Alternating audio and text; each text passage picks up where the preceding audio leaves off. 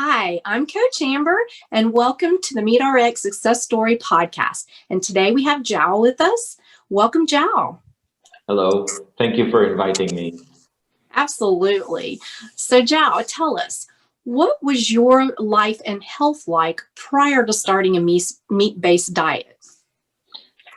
Well, to sum it up, I think that it was like a nightmare because especially because of my digestive issues. So prior to carnivore, I was doing following every advice that every person is following. If you don't want to get fat, you just need to eat less and move more. So my weight was up and down for the last 20 years. My weight was up and down. When I become fat, I just subscribe to the gym, go on a calorie deficit, and I would just lose weight, and then I would gain this weight back as soon as I stopped hitting the gym. So this yo-yo effect, it's usual. So it was like 2 or 3 cycles in 20 years. I did this. I was becoming fat, then I started eating less, moving more, and then again. And so you start questioning. There is a pattern here, so I need to start trying to understand what is wrong with this, because this is obviously not working. I'm not sticking to my weight, and I should, I think. Why is it so difficult to stick to your weight? And on top of that, I felt really bad with those digestive issues that I was going to say. I had IBS, for example, and it was a huge issue. I also had, for example, gingivitis. So my gums were constantly bleeding. When you brush your teeth and your gums are just bleeding, and eventually you start normalizing these pathologies. You start thinking, well, maybe this is supposed to be like this. And there was a day when I stopped just normalizing. I said, no, I need to do something. So my first step was to read about what could be the cause of all this. And I entered the realm of low-carb diets. I think it's the main entrance of most carnivores. I came through this low-carb entry, and then I came down to the ketogenic diet. And it was like 3 years ago, 2017.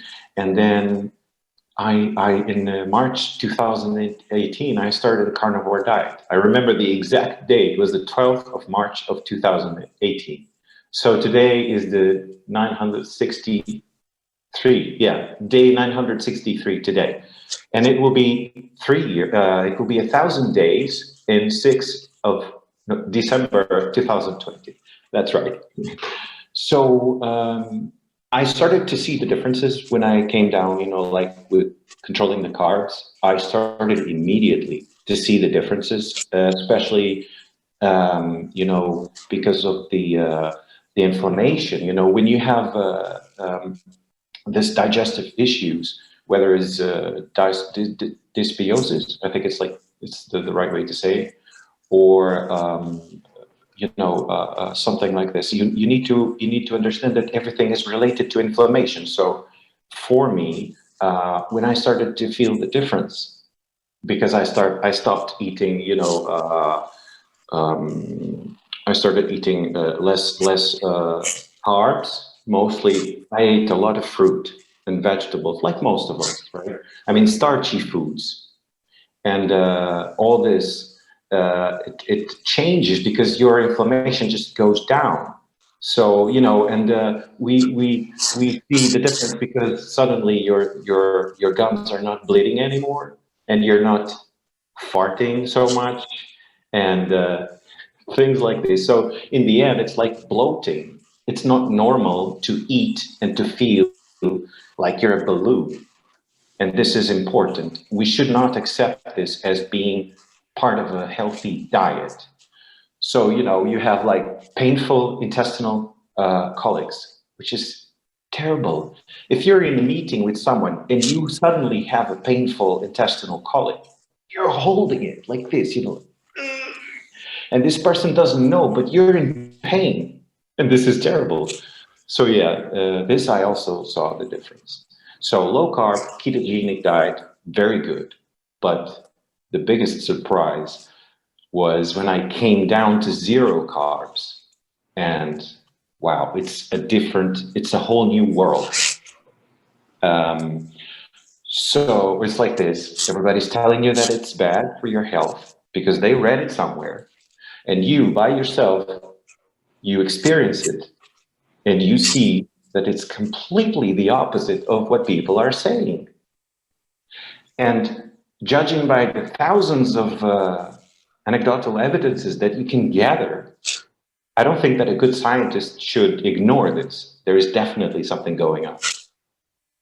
People by the thousands saying that meat reversed their hyperinsulinemia, their type 2 diabetes, their hypertension, that their blood glucose was stabilized. So this is huge. This is huge. So how I felt by not having digestive issues, I started feeling great. I started to be less anxious, nervous. I started to feel like my energy levels are constant. And I started to appreciate life more. Basically, it's this, because, being hungry all the time, it can, for a short period of time, you will feel great because you're losing weight, and you look at yourself in the mirror and you're like, oh my God, my 6-pack is back. Yeah, but it will go away as soon as you stop exercising. So this whole thing of eating less and moving more, for me, it became ridiculously absurd. So I started reading, I started to investigate and to dedicate myself to studying these things, why it's not working and why people are saying that it's bad for you. Well, it's not. And then I understand that the simplest of truth is that our world is driven by profit. So is it so difficult to believe that people are controlling, or people want to control what you eat? Because it's business. So yeah, you follow the guidelines, and then the doctor tell you, no, you have digestive issues, right? So you need to up your fiber intake. And there I go. I start eating more apples. But my bowel movements are painful.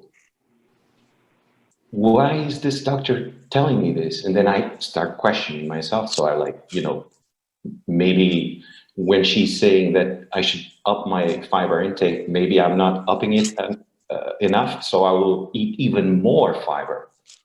It's crazy. It will only get worse and worse and worse. And we all know that the consumption of fiber is associated with colorectal cancer. And this is not from an epidemiological study, it's like not a quiz. Nobody's asking you, so how much meat did you eat last year? Oh, wait, last year I ate more or less 10 kilos per month. Yeah, so people's answers on such inquiries become data. This is why nutritional epidemiology is not science. Science is, like trials, clinical trials. You need to give people stuff, like Jason Fung says. You need to give people stuff and to see their reaction. The same with insulin, yeah? So yeah, long story short, proper bowel movements for me, they were very seldom. And I was even afraid of sitting down in the toilet. And this is very bad, when you're afraid, when you start thinking like, oh, I need to go. Oh my God, but it will be painful. Hemorrhoids. This is not normal. So people need to stop normalizing pathologies. It's not normal to have high blood pressure and then go on some meds. It's not normal. So a meat-based diet gave me all this perception, optimal digestion, regulation of circadian rhythm, like boosted immunity. I haven't catch a cold in like 3 years. COVID-19, what is that? It's so improved mental focus also, a big difference. I was very foggy, I was always, like daydreaming, and now I'm always focused. So this is all because of meat. Yeah. Well, that's awesome, João. It seems like the digestive issue thing is one of the most common improvements that we've seen, doing these podcasts and stuff. It's amazing. And that was my surprise. Wow, too. So I totally understand that. So when you first started a meat-based diet, can you give us an idea of how you implemented it? And what does a typical day look like for you? And did you have any transitional issues when you did first go into carnivore? Well, yeah, it's an interesting question because as I was saying, I came from low carb and keto. So my transition I was expecting an easy, this will be peanuts. Okay. But believe me, between ketogenic diet and carnivore, at least for me, there was a huge difference. Okay. Because, and this ketogenic diet, you need to play with your macros. You need to count the carbs and net carbs and whatever. So I didn't have the time or the inclination for this. So I thought, like eating just meat, this will be nice. Let's see how it will be.